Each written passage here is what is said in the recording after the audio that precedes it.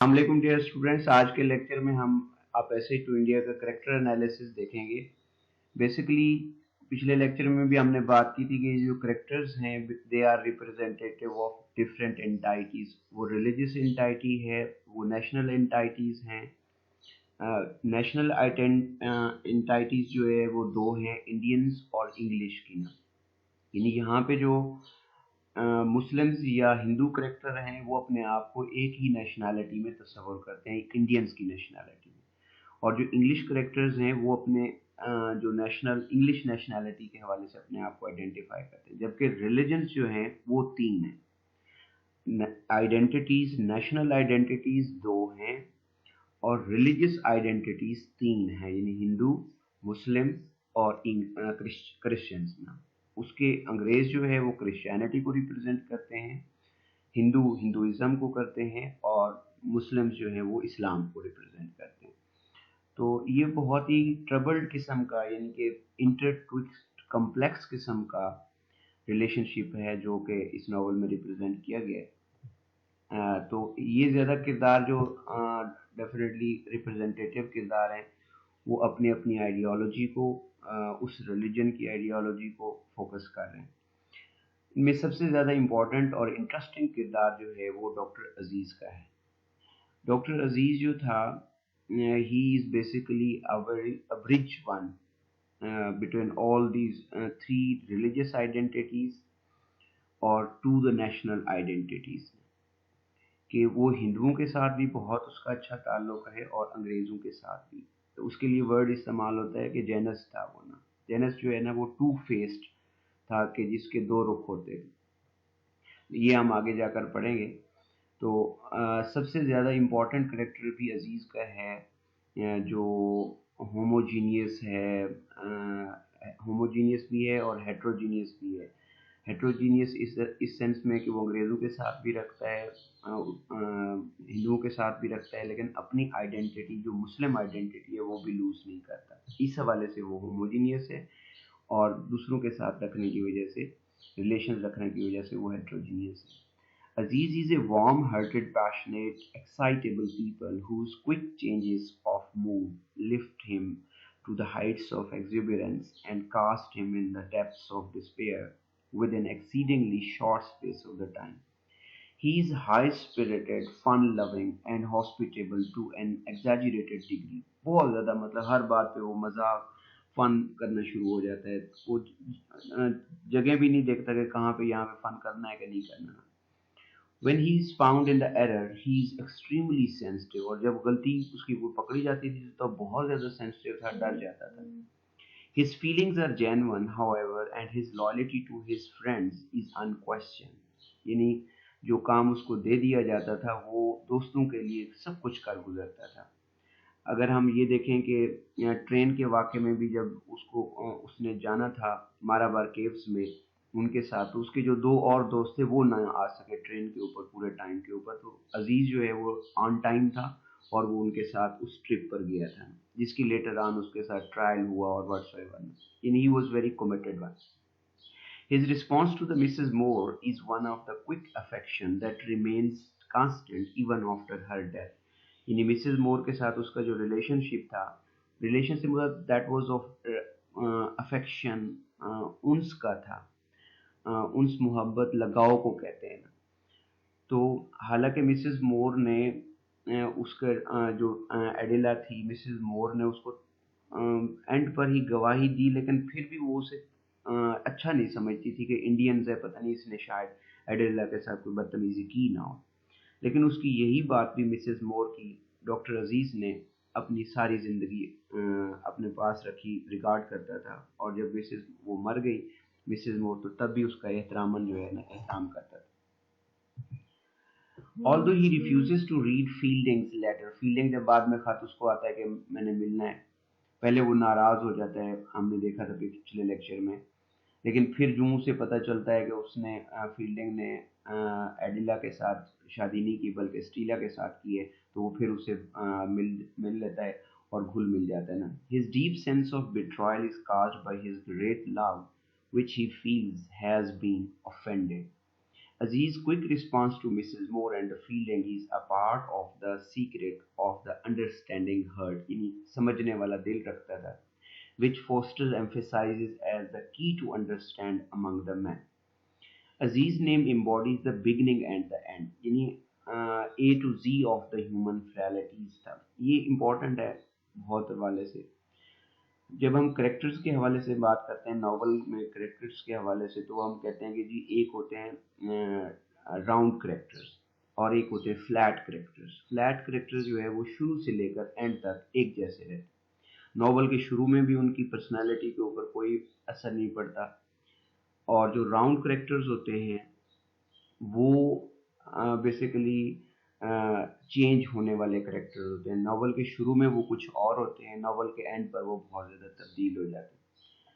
तो डॉक्टर अजीज़ में जो ह्यूमन फ्रैलिटीज़ थी ये उसको नेचुरलिस्ट बना देती है. ये रियलिज्म की तरफ उसे कि उसमें सारी ह्यूमन, यानी एक आम आदमी है ना, उसे गुस्सा भी आना है, उसे किसी चीज़ से मोहब्बत भी होनी है, दिल भी बहलना है, वो मजाक भी करता है, रोता भी है, सोता भी है. तो ये सारी चीज़ें जो है ना वो एक आम ह्यूमन फ्रैलिटीज़ में आती.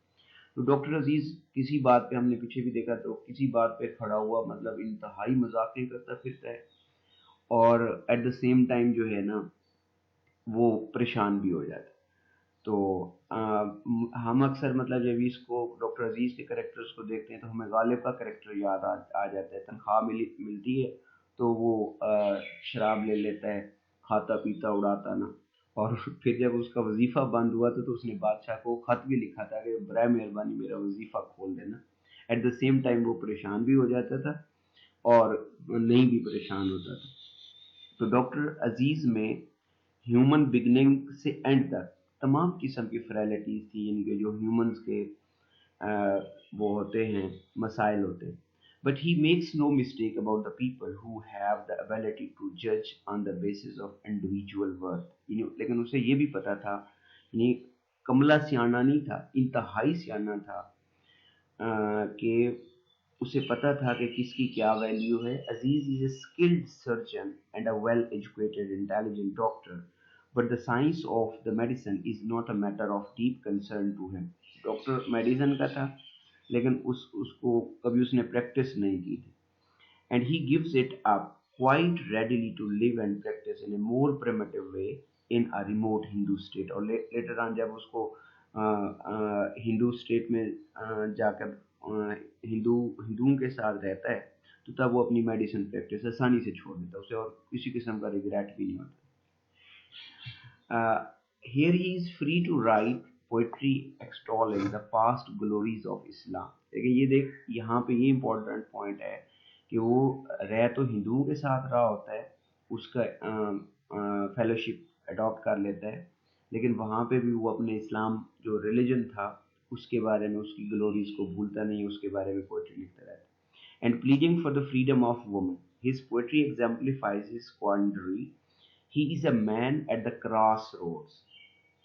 वो कंफ्यूजन्स के क्रॉस रोड्स कहते हैं, मतलब परप्लेक्स्ड वंस, परेशानी के, जहाँ पे कई रास्ते हों, आइडेंटिटीज क्लियर ना हो. On one way leads to the western civilisation.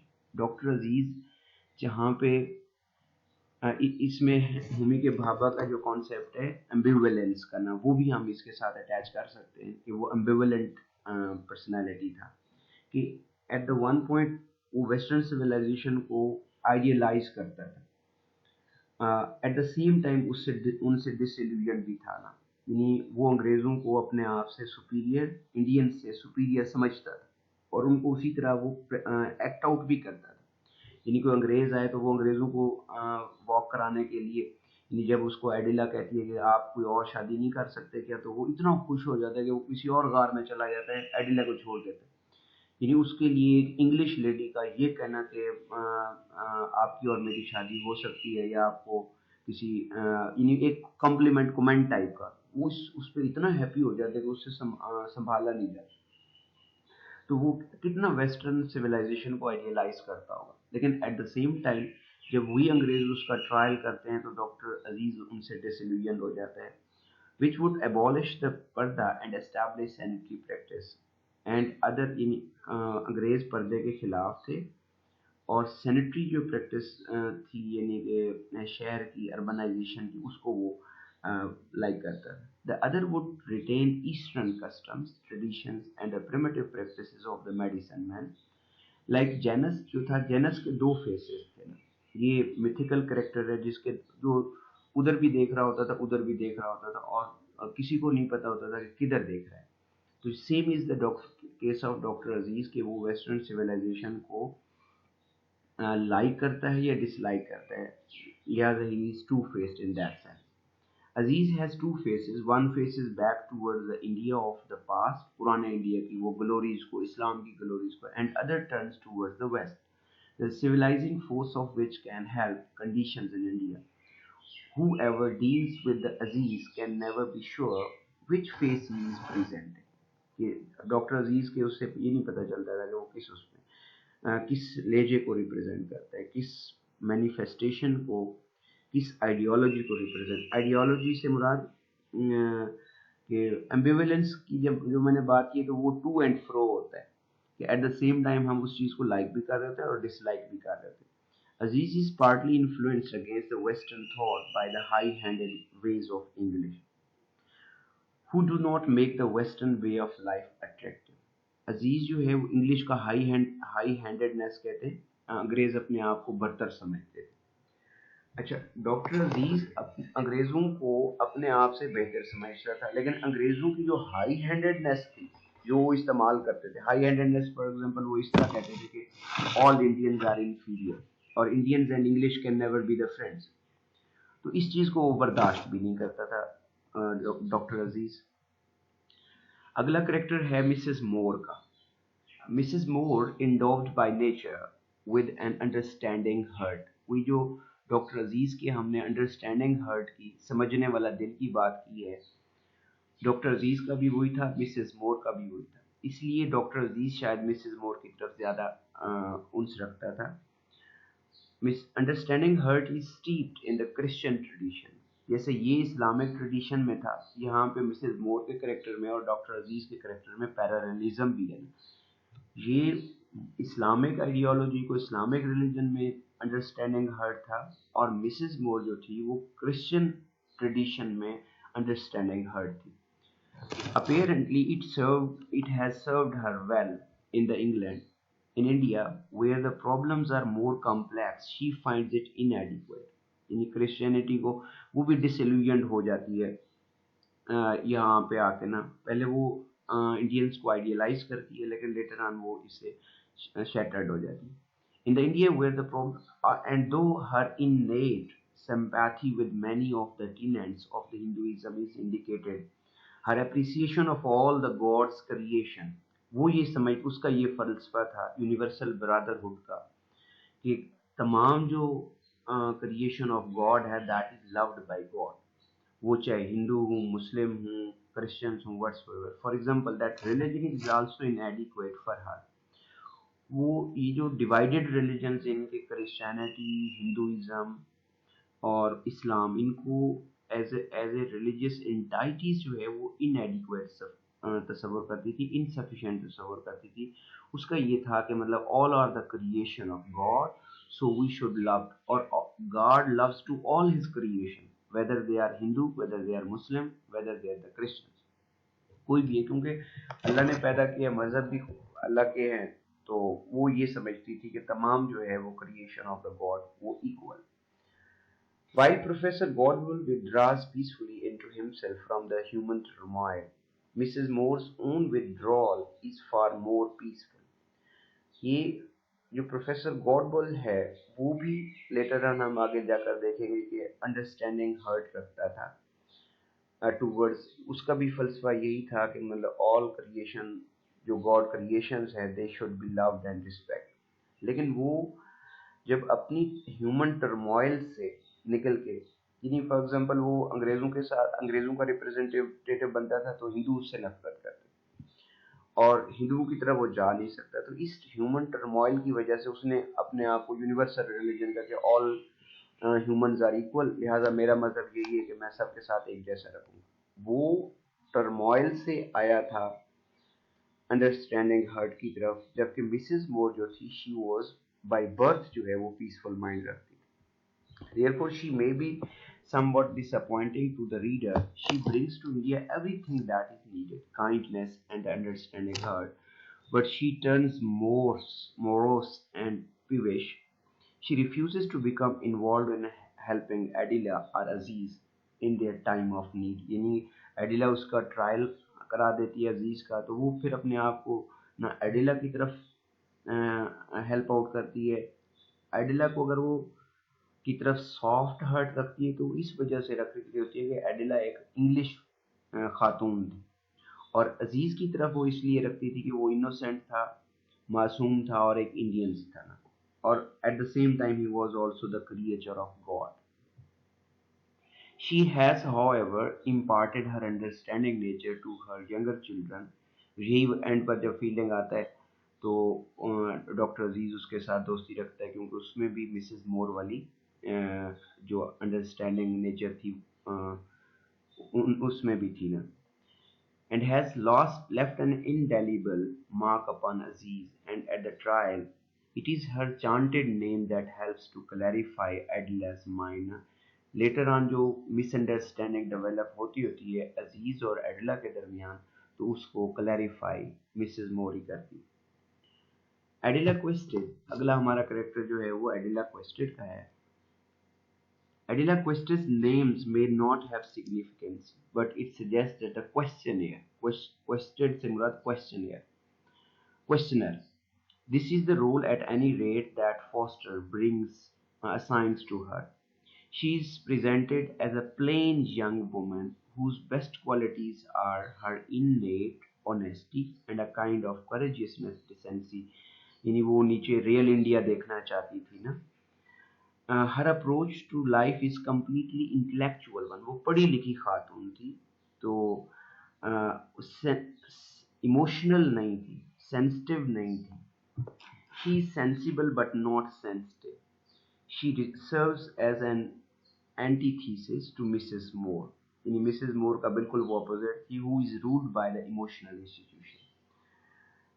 Human जो है that is basically combination of emotion और इंटेलेक्ट। टोटल जो है जो इमोशंस के ऊपर चल रहा हो वो भी नाकाम होता है, और जो टोटल इंटेलेक्ट के ऊपर चल रहा हो वो भी नाकाम होता है। तो मिसेस मोर जो थी वो इमोशंस से रूल होती थी, और एडिला जो थी वो इंटेलेक्चुअल मोड से या इंस्टीट्यूशन से प्रैक्टिस करती थी। अब हमें देख लेना चाहिए कि दोनों एक दूसरे के मुतजाद यानी एंटीथीसिस करेक्टर थे। This difference is personally affects their understanding of each other end of the others. तो उनका एक दूसरे को देखने का भी अंदाज और था, और दूसरों को देखने का अंदाज भी और था। यानी एडिला जो है वो इंडियंस को और आंख से देखती थी, और मिसेस मोर इंडियंस को और आंख से देखती थी। Adila's passionless disposition makes her unfit for marriage, and her frank objectivity helps her to realize it. यानी वो हालांकि एंगेजमेंट उसकी हो चुकी होती है, लेकिन उसके बावजूद वो डॉक्टर अजीज को छेड़ रही होती है कि आप दूसरी शादी नहीं कर सकते, ये वो। It is this guileless attitude that wins Fielding's rooting admiration. Her response to India is one of the reasons. But since India, with its highly complex problems, cannot be approached through the intellect alone, Adela can never comprehend. एडिला को ये समझ नहीं आती कि इनको मैं सिर्फ intellectual हवाले से नहीं पहचान सकती, मुझे इमोशनल रीजन से भी इनको अंडरस्टैंड करना है। However, she is appalled at the smug and snobbish ways of the British in India. The reader may find himself sympathetic with Adela and at the same time smile agreement with the Aziz at his unkind but comic remarks about her कि her cold honesty is admirable but not endearing, कि उसकी जो ईमानदारी है लेकिन cold honesty है, जिसे cold kindness कहते हैं ना, तो वो कहते हैं admirable तो है लेकिन बर्दाश्त नहीं की जा सकती for a long term ना। Her lack of sensitivity is pointed out when Fielding has to suggest that perhaps she should apologize to Aziz. She is willing to make amends, but she does not have the compassion to do it without being told. मतलब वो doctor जी से sorry करना चाहती थी, villain भी थी, मतलब उसके लिए कोई बड़ा मसला नहीं था कि जी डॉक्टर जी को जाकर सॉरी बोल, लेकिन वो कहती मैं कैसे जाकर, यानी जो बंदा जज्बात रखता होता है वो जाकर पाँव पकड़ लेता है, चाहे उसको अल्फाज आ रहे हो, किसी से माजरत करनी हो ना, तो पहले बंदा जो इंटेलेक्चुअल हवाले से देखेगा वो सोचेगा कि मैं इसको जाकर कैसे सॉरी करूंगा, कहाँ से शुरू करूंगा, उस ये सारी चीजें देखता है। और जो जज्बात के हवाले से देख रहा होता है वो जाकर सीधा कहता है कि जी मुझसे गलती हो गई, माफ कर दे बस।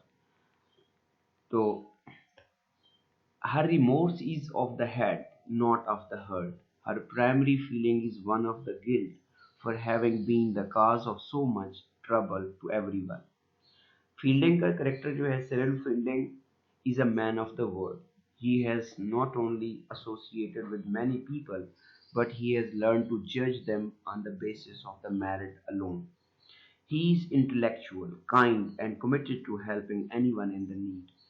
The injustice manifested towards Aziz in this novel has nothing to do with the color or creed as far as feeling is concerned. It is rather a matter of violation of man's rights. ना fielding later on इसी नुक्ते पर पहुंचा था कि violation of human rights, जो man rights है, उसका इससे कंसर्न नहीं था कि जो एडिला जो है वो असॉल्टेड थी और डॉक्टर अजीज जो था वो सपोज्ड क्रिमिनल था, उसका सस्पेक्टेड क्रिमिनल था। तो उसका इस सारे ट्रायल से ये था कि डॉक्टर अजीज जो है वो ह्यूमन राइट्स की, यानी वो दोनों यहाँ पे ये हम कह सकते हैं, अगर डॉक्टर अजीज ने एडिला को असॉल्ट किया तो doctor Aziz should be punished, क्योंकि उसने एक ह्यूमन राइट की वायलेशन की। जबकि जो दूसरे थे वो कहते थे कि जो मिस्टर और मिसेस टर्टन की फैमिली आगे हम पढ़ेंगे तो वो इस वजह से एडिला के साथ थे क्योंकि इंग्लिश खातून को छेड़ा गया था। वो इनोसेंट थी या नहीं थी, एडवांसमेंट्स किसकी तरफ से, वो उनको किसी से कंसर्न ही नहीं था, बस एक इंग्लिश खातून को छेड़ा गया है, क्योंकि इंग्लिश खातून का मसला है तो वो सारे अंग्रेज जो है ना उसके एडिला के साथ, उन्होंने पूछा भी नहीं कि आपके साथ हुआ क्या। Fielding does not defend Aziz because he is an Indian, he defends him because he is innocent. तो अब हमें फील्डिंग का किरदार का भी पता चल गया। Fielding is the Forster, E M Forster's most top man, और यही ई एम फॉस्टर का मतलब एजेंडा था कि रिलीजियस आइडेंटिटीज और नेशनल आइडेंटिटीज से हम निकलकर एक होमोजीनियस किस्म का मुआशरा तश्कील दें जिसमें सारे बराबर रहते हों, ह्यूमन राइट्स की वायलेशन ना, to demonstrate the kind of the understanding that the world needs. Basically world need, even आज अगर हम देखें पोस्ट 9/11 के सेंस में, या जो क्योस, सोशल क्योस की एज में जहाँ पे हम रह रहे हैं, तो वहाँ पे भी हमें इस तरह के ह्यूमंस की और इस तरह के करेक्टर्स की ज़रूरत है। He is dwarfed and Foster puts it only because he is committed to the earthbound affairs. At the end of the story, he is shown aligning himself with the English by marrying an English girl. This separates him from Aziz, but at the same time, he establishes a direct relationship with Mrs. Moore by marrying her daughter. Although Stila is a shadowy figure, Hinduism impresses her, and this awakens an interest in the field. He feels that the contact with Hinduism has somehow improved his marriage. क्योंकि Hinduism में एहतराम जो था, राम राम करना, हाथ बांधना, तो उससे मतलब एक खातून को, चाहे वो इंग्लिश हो या इंडियंस हो, कहीं के भी हो, अगर उसका हस्बैंड उसके सामने हाथ बांध दे तो एक खातून को उससे और हैप्पीफुल मैरिज क्या हो सकती है। And he admits that perhaps the Hindus have found something. Foster leaves the readers to speculate about what might happen if the Fielding should become interested in the spiritual side of the life. Adela is said to get the worst of the both worlds. Fielding, endowed as he is with the natural graces, could very well find the best of the both worlds. With a combination of human and spiritual understanding, Fielding could certainly be the man, कौन सा, most likely to succeed in promoting the word understanding। मेरे ख्याल में अब आपको ये बात समझ आ गई हो कि हमारा ये जो टोटल लाइन ऑफ एक्शन है नॉवल की, वो इसी लाइन पर चल रही है, एवोल्यूशन ऑफ ऐसा माइंड मतलब इस्टेब्लिश किया जाए सोसाइटी में जो कि वर्ड अंडरस्टैंडिंग प्रमोशन रखता हो। उसके बाद रोनी है हेस्लोप है।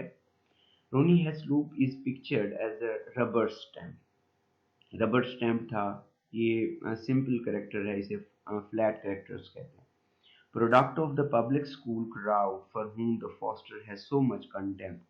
He is typical follower, influenced by the power, prestige, and a set pattern of behavior. These traits make it uh,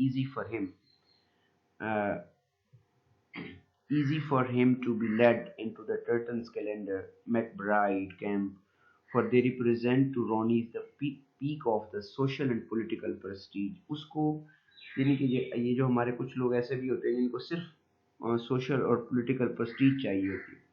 रूनी हैस्लीप को बेसिकली वो रबर स्टैम्प इसलिए था कि जो ऊपर से इंग्लिश प्रोडक्ट का कमांड्स थे वो उसने उसको इम्प्लीमेंट करना था, और उसने इंग्लिश पीपल्स की सुपीरियरिटी को प्रूव करना था at every end. As a disciple of the public school tradition, Ronny is epitome of the class conscious English के अंग्रेज जो हैं वो सुपीरियर हैं और उन्हें हिंदुओं के साथ किसी किस्म का कोई ताल्लुक नहीं रखना चाहिए क्योंकि हिंदू जो है वो इंफीरियर है। He does not judge on the basis of merit by rather the position on the social ladder कि कौन क्या है मुआशरे में, उस हवाले से वो लोगों के साथ सलाम करता था, उसके अलावा वो नहीं करता था। As a result of his training, he cannot countenance or understand anyone who questions these standards. And this is why Adela is unsuitable for him and why he cannot be reached by his mother's argument. Ronnie is the issue of Mrs. Moore's first marriage.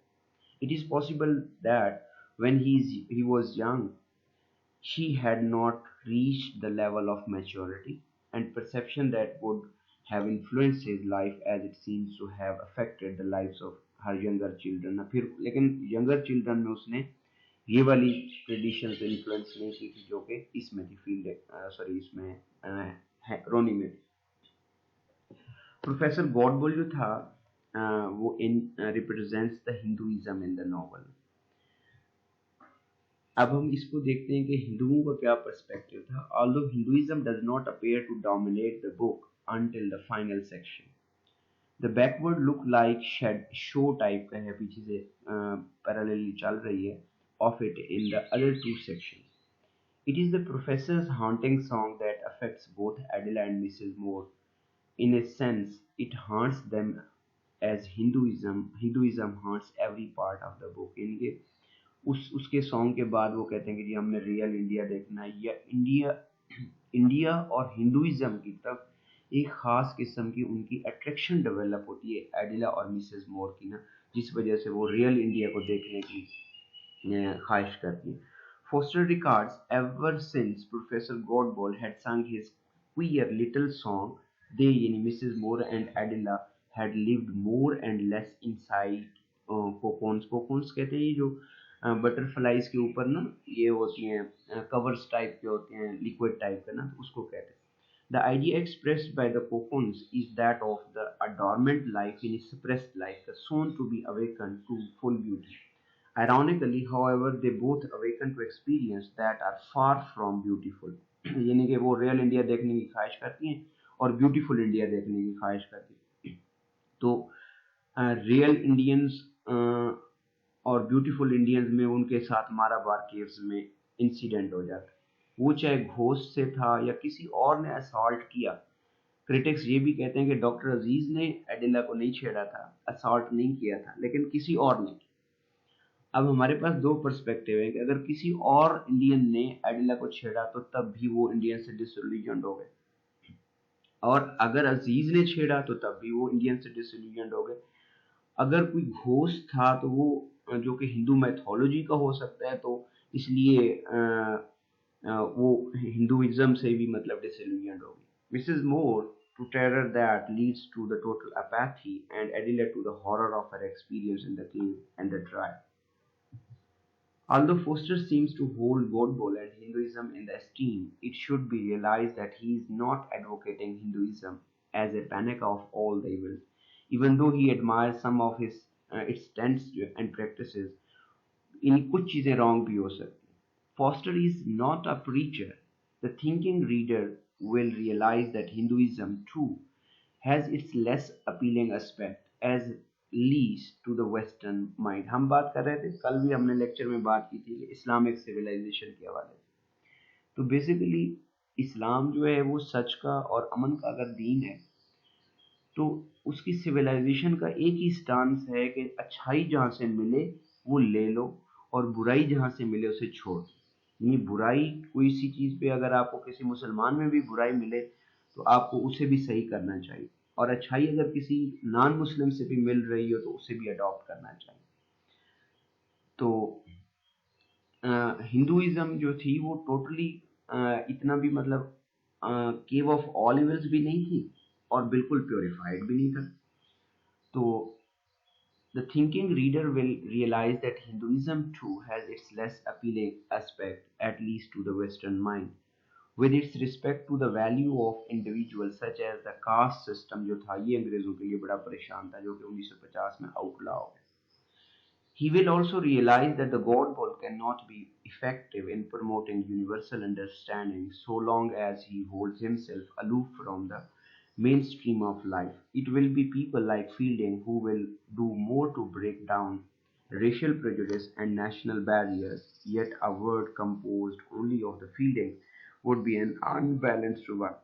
कौन सा कि Foster undoubtedly respects various human qualities on various levels. ये ई.एम. Foster के novel में की जो बेहतरीन understanding है वो ये है कि वो हर किस्म के सेक्शन ऑफ पीपल, हर किस्म के लेवल के लोगों की, डिफरेंट क्वालिटीज रखने वाले लोगों की रिस्पेक्ट करता है।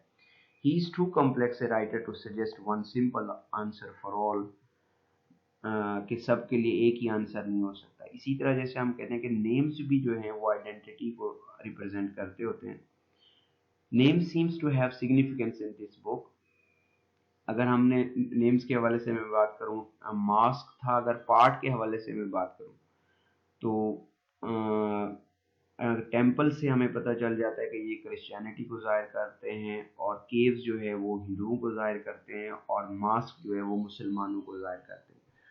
ये नेम्स अगर उसके हवाले से, और अगर हम फिर नामों के हवाले से देखते जाएं तो जो टर्टन्स हैं वो अंग्रेज़ों को जाहिर करते हैं, हमीदुल्लाह, डॉक्टर अजीज जो है वो मुसलमानों को जाहिर करते हैं, और गॉडबॉल इस तरह के जो प्रोफेसर हैं जो हैं वो हिंदू को जाहिर करते हैं। The name Godbole may symbolise something because it contains the word God, as the man seems to contain God, at least he is the God conscious, यानी कि खुदा से डरने वाला था। हमीदुल्लाह जो था वो डॉक्टर अजीज का अंकल था, बैरिस्टर था, और जब नावल शुरू होता है तो हमीदुल्लाह और उसके दोस्त और डॉक्टर अजीज वो मिल बैठकर इंडिया की जो पॉलिटिकल सिचुएशंस होती है उसके ऊपर बात कर रहे होते हैं। इसका भी वही डॉक्टर अजीज वाला बेंट ऑफ माइंड है। वो वेस्टर्न वर्ल्ड में रहा है, वेस्टर्न वर्ल्ड को आइडियलाइज करता था। जब वो वहाँ बरतानिया में था तो तब भी वो इंग्लिश ऑफिशियल्स को बड़ी अच्छी नज़र से देखता था। जब यहाँ पे इंडिया में इंग्लिश ऑफिशियल्स को मिलता था तो उनकी बहुत ज़्यादा रिस्पेक्ट करता था। लेकिन जब उसके भतीजे डॉक्टर अजीज़ का ट्रायल हुआ तो वो इंग्लिश से डिसइल्यूजन हो गया। Hamidullah is a Cambridge educated Indian whose experience with the English includes the kindly friends in whose home he stayed when he was a student in the English 20 years previous to the time of the story. He tries to reconcile his Indian friends to more charitable attitude towards the English officials in Chandrapur. वो कहता था कि हम अंग्रेज यार हमारे मेहमान हैं, हमें इनके साथ अच्छा सलूक रखना चाहिए। ये हमीदुल्लाह की आइडियोलॉजी थी। He is fair-minded and willing to work for amiable relations with the nationalities until his nephew Aziz is falsely accused and unfairly treated by the English. A closer look at the efforts of Hamidullah shows that the students how the English muff a chance to use this good, clear-thinking, intelligent man to improve the situation in Chandrapur. अंग्रेज भी इसको इस्तेमाल करते थे। अंग्रेज हमेशा उस बंदे को लाइक करते थे जो दोनों तरफ चलता हो, यानी अंग्रेज़ों की तरफ भी चलता हो और इंडियंस की तरफ भी चलता हो। तो अंग्रेज़ इस तरह उनसे रियल अंडरस्टैंडिंग असल वो करना चाहते थे। यानी अंग्रेज़ों के साथ कोई अगर हिंदू मिलता, इंडियन मिलता, तो वो उसको अंदर के हालात बताते हैं। Hamidullah's disillusionment is evident when his unusual affability turns to bitter after Aziz's trial. The tertian खानदान जो था वो गवर्नमेंट ऑफिशियल लीडर्स थे यहाँ पे इंडियंस में. मिस्टर एंड मिसेस टर्टन हैं. Mister tertian is the government and the social leader of the English sector of the Chandrapur.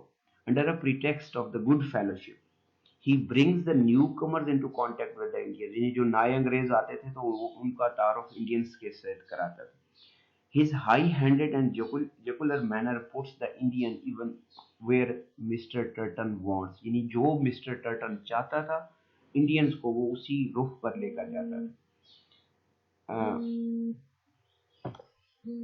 और क्लास कॉन्शियस भी था.